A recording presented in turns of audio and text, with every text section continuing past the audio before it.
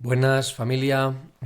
Nos quedamos en el anterior podcast sobre la Biblia para dummies, para principiantes, con este misterio. ¿Y qué quiere contarte la Biblia, no? A ver, todo esto de las alianzas del Mesías no entiendo. ¿Qué nos quiere contar la Biblia? Porque mirad, cuando hago esta pregunta a mis alumnos o a gente random y dicen, ¿no? ¿Y qué aburrida es la Biblia? Y yo le digo, ¿pero tú sabes de qué va? Y dicen, sí, de las cosas de Dios, de la vida de Dios, de Jesús, ¿no? Pobre Jesús, lo utilizan como respuesta también un poco random. Y le digo, muy bien, muy bien. Tú en expresión y en comentario de texto un 10 en castellano, ¿eh? Qué profundidad. Esto es como decir, oye, ¿de qué va a ser de los anillos? De anillos. ¿De qué va Marvel? De héroes. Pues bien, muchas gracias. Pero si te quedas ahí, si no descubres la trama que recorre la serie, te lo pierdes todo. Por tanto, ¿cuál es la trama de la Biblia? ¿Qué historia nos cuenta la Biblia? Porque mira, todos estos 73 libros cuentan una única historia. Y si es el libro en mayúscula, nos ha de contar la historia en mayúscula, ¿no? Es curioso. Por medio de historias, en plural, de varias historias, nos va contando la única historia mayúscula, que en cristiano llamamos la historia de la salvación. Estas palabras quizá las hemos escuchado alguna vez. ¿Y qué es la historia de la salvación? Pues la historia de la amistad entre Dios y el ser humano, entre Dios y sus hijos. Es la historia que nos presenta cómo Dios quiere salvar, dar su vida al ser humano, ¿no? Es la historia que nos presenta cómo Dios ha amado desde el principio y ha creado al ser humano, y de cómo se ha ido dando a conocer a este al que ha creado. Es la historia que nos cuenta cómo Dios le ha ofrecido al ser humano su amistad, su propia vida, al hombre y a la mujer, y ellos le han rechazado y han buscado su vida sin Dios. Es la historia que nos presenta cómo Dios, a pesar de ese rechazo, a pesar del vacío que ha recibido por nuestra parte, se las ha ingeniado para rehacer de todo, para hacer nuevas todas las cosas, para volver a ofrecer su amistad. Esto yo no sé si lo haríamos, ¿no? Un amigo que nos falla una, dos y tres y cuatro, ya no solo, esperar a que venga él a pedirnos perdón, que es el que nos ha fallado, sino tomar tú la iniciativa para ir a conquistar su corazón para que no te falle más. Es que no me entra en la cabeza. O sea, mi amigo me falla y en vez de esperar yo a que venga a pedirme perdón y rehacer nuestra amistad, y si eso, soy yo el que ante el rechazo y el fallo de mi amigo le quiero tanto y veo que está tan perdido y tan desorientado, y como sé que no puede vivir sin mi amor, claro, esto humanamente es muy pretencioso, pero si pensamos en el corazón de Dios, no voy a esperar a que venga Él, voy a ingeniármelas para ir yo a seducirle, a conquistar su corazón, para que me pueda amar y amarle, ¿no? Es algo maravilloso, por tanto, es la historia de una conquista. Me sabe mal, pero bueno, yo soy muy romántico. La Biblia es la historia de una conquista, la conquista de Dios sobre el corazón humano, ese empeño de Dios de querer seducir y conquistar nuestro amor, ¿no? Por tanto, la Biblia en definitiva es una historia de amor, ¿no? ¡Qué maravilla! La historia de amor más impresionante jamás soñada y contada. Ríete de La La Land y de Bajo el mismo estrella y el manto de estrellas y todo esto que, vamos, mejor que cualquier serie pastelona que podáis ver en cualquier plataforma, ¿no? Yo pienso, si se hiciera una serie bien hecha, con calidad, sobre la Biblia, fliparíais, ¿no?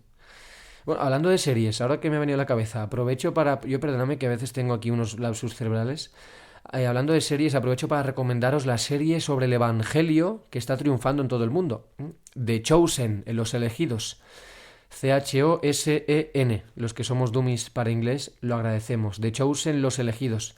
Se puede ver gratis en una aplicación llamada con este nombre, The Chosen, en inglés y en español latino. Y en la plataforma Contra TV, si te suscribes, está en castellano. No es que me paguen aquí por comisión ni por recomendarla, pero bueno, es que es una maravilla. Para mí, la mejor serie que he visto sobre Jesús, los apóstoles y el Evangelio. Bueno, perdonadme, cierro la cuña publicitaria, pero bueno, para algo bueno que hacen en la tele hay que anunciarlo. Pues bueno, esto nos cuenta la Biblia, la historia de la salvación, la historia de amor entre Dios y la humanidad. La historia contada por medio de varias historias. como vamos a ir encontrando en estos 73 libros o episodios, desde el Génesis hasta el Apocalipsis. Y otra pregunta, ¿y todos los libros nos hablan de lo mismo? ¿Para decirnos que Dios nos quiere hace falta tanto? ¿Para decirte Dios te ama hace falta una historia, 73 libros? Ay, es que somos tan duros de mollera que hace falta que nos lo digas 73 veces. ¿Eres así? Pero bueno, obviamente no. Todos los libros no hablan de lo mismo. Es una misma serie, es verdad, pero cada libro tiene su sentido, su trama, su significado. Es verdad que la Biblia es un todo, hay que comprender, hay que recordar la unidad indivisible entre Antiguo Testamento y Nuevo Testamento, entre Antigua Alianza y Nueva Alianza. No se entiende una sin la otra. Y esto es algo que no todo el mundo sabe. Muchos creen que el Antiguo Testamento nos habla de una cosa y el Nuevo Testamento de otra. El Antiguo Testamento de una historia y el Nuevo Testamento de otra. El Antiguo Testamento de un Dios y el Nuevo Testamento de otro Dios. Se comparan los dioses. El Dios del Antiguo Testamento es que es malo, está enfadado, tiene ira. El Nuevo Testamento, ay, el Papa de Jesús, qué bueno es, cuánto nos quiere, las parábolas tan bonitas. Pues bueno, es una visión muy reducida de la Escritura. El Antiguo Testamento es la preparación para el Nuevo Testamento. El Antiguo Testamento es el tiempo de las promesas. Y el Nuevo Testamento es el tiempo de las promesas cumplidas en Jesucristo, que es el cumplimiento de todo lo prometido. Pero si no sabemos qué se nos ha prometido, pues bueno, es muy difícil entender el valor pues bueno, de aquel que ha cumplido todo lo prometido. Por tanto, Dios es uno. La historia de la salvación es una, aunque se divida en 2 temporadas. Pero no podemos separar Antiguo Testamento y Nuevo Testamento.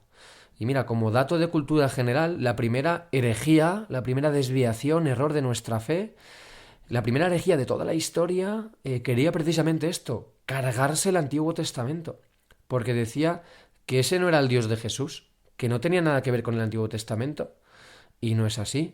Esto fue de un tal Marción. Pues bueno, esto ya sabéis algo más, ¿no? Pero bueno, de hecho sobre esto ya hice un podcast, sobre si el Dios del Antiguo y el Nuevo Testamento era el mismo, pues bueno, ahí lo podéis escuchar.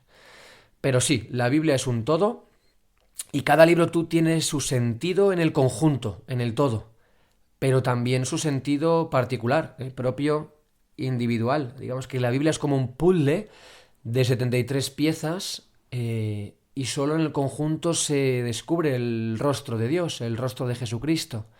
Si te saltas una pieza, pues bueno, no está el puzzle completo, ¿vale? Entonces cada pieza tiene su sentido en el todo, pero también particularmente, porque cada pieza tiene su color, su forma y su importancia propia. Y mirad, es algo impresionante ver cómo estos 73 libros se dividen en varios bloques temáticos, por decirlo de alguna manera, ya que estamos para dummies. Si vamos al Antiguo Testamento, por esto que os decía, ¿no?, en el anterior podcast sobre los géneros literarios, en el Antiguo Testamento tenemos esos 46 libros divididos en 4 bloques. Tenemos el Pentateuco, los 5 libros de la ley, los 5 primeros libros. Los libros históricos, segundo bloque, que van desde Josué hasta el segundo libro de los Macabeos, en total 16 libros. Tercer bloque, los libros poéticos y sapienciales sobre la sabiduría del pueblo de Israel, que va desde los Salmos hasta el libro del Eclesiástico, 8 libros en total. Y los libros proféticos, cuarto bloque, desde Isaías hasta Malaquías, que es el último libro del Antiguo Testamento. Libros proféticos, 17 libros. En total 46. Pentateuco, libros históricos, libros poéticos y sapienciales y libros proféticos. Y luego en el Nuevo Testamento tenemos también varios bloques. Tenemos primero los 4 evangelios, Mateo, Marcos, Lucas y Juan.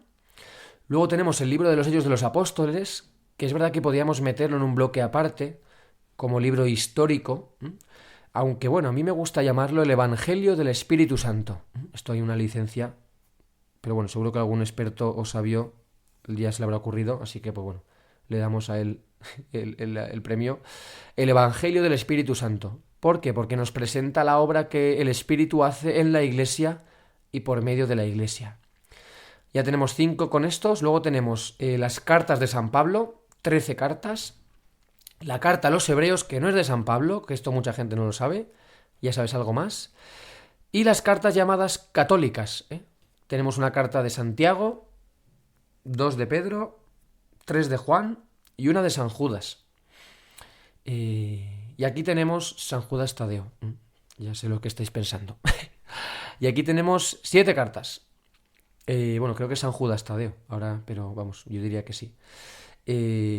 San Judas Tadeo. 7 en total, las católicas y luego con la de los hebreos 8. Y para coronar esta gran obra, el Apocalipsis, el libro de la revelación, escrito por San Juan Evangelista. En total, con los 4 evangelios, Hechos de los Apóstoles, las 13 cartas de San Pablo, la carta a los hebreos, las 7 cartas católicas y el Apocalipsis, 27 libros. Y aquí una pregunta muy importante, quizá hasta ahora de las más importantes, y que mucha gente no sabe. ¿Y por qué esos libros y no otros? Porque mirad, existen libros que hablan sobre Jesús, sobre la fe, sobre los apóstoles, que son contemporáneos, son del mismo tiempo, de la misma época que los libros bíblicos, a los que vamos a llamar a partir de ahora libros canónicos. Uy, y esta palabra canónico, pues bueno, canónico porque están en el canon de la Biblia, en la lista de libros de nuestras Biblias. Pues mirad, hay otros libros de aquella época que no fueron introducidos en el canon y que llamamos libros apócrifos. Pero bueno, esto ya como cultura general. ¿Y por qué estos libros forman el canon bíblico? Veamos este tema también interesante. Mirad, lo primero, la palabra griega canon no viene de las famosas cámaras Canon, en todo caso al revés. Canon significa, en griego, significaba al principio vara de medir. Y luego en un sentido derivado también significa regla o norma.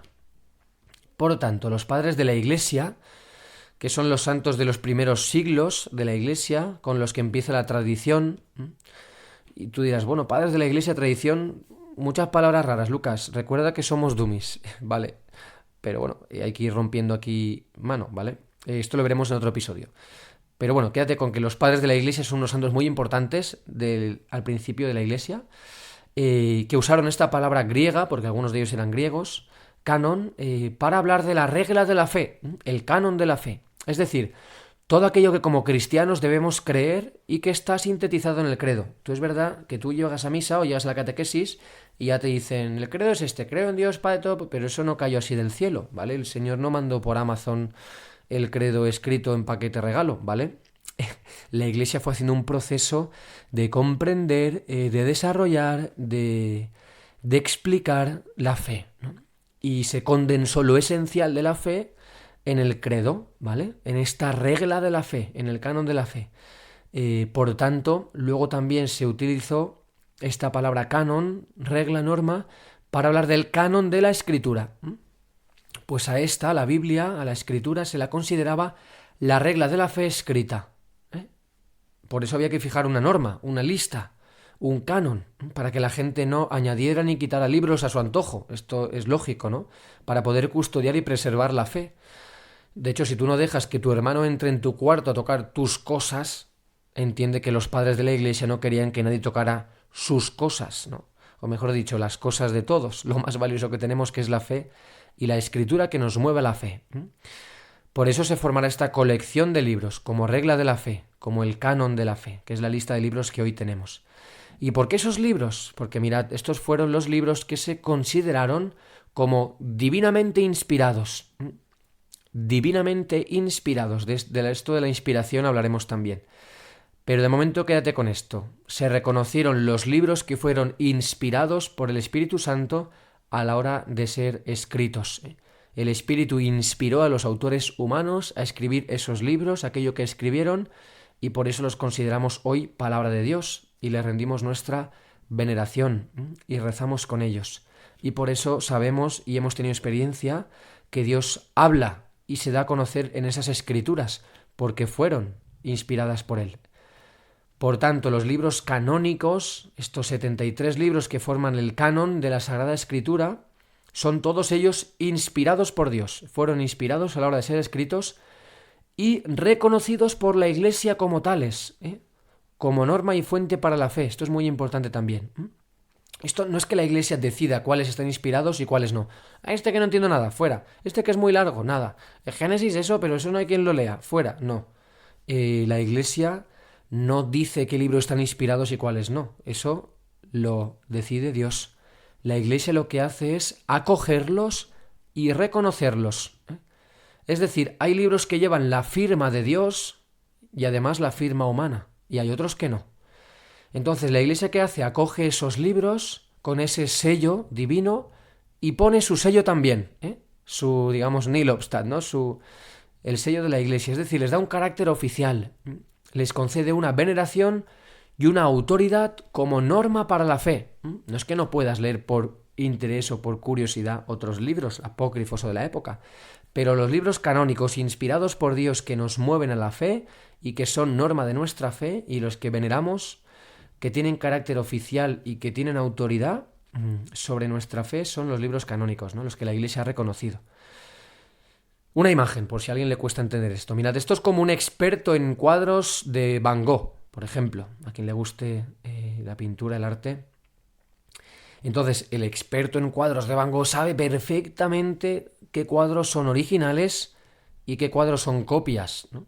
Entonces, cuando ve un cuadro ya pintado por Van Gogh, lo reconoce y le pone un sello de calidad, ¿no? De autoridad. Pero cuando una copia no le pone el sello, dice, mirad, esto es una imitación, esto es una copia, no es auténtico, ¿no?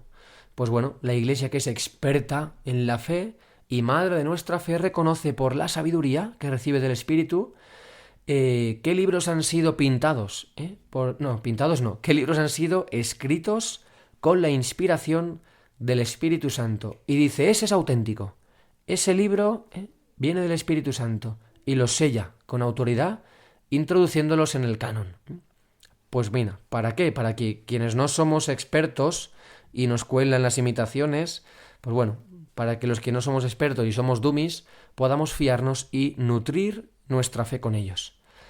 Bueno, quizá todo esto sea un poco más complejo, pero bueno, cualquier duda me la escribís en comentarios o me mandáis un WhatsApp, aquellos que lo tengáis, y lo comentamos en el próximo episodio. Ánimo, dummies, Dios os bendiga.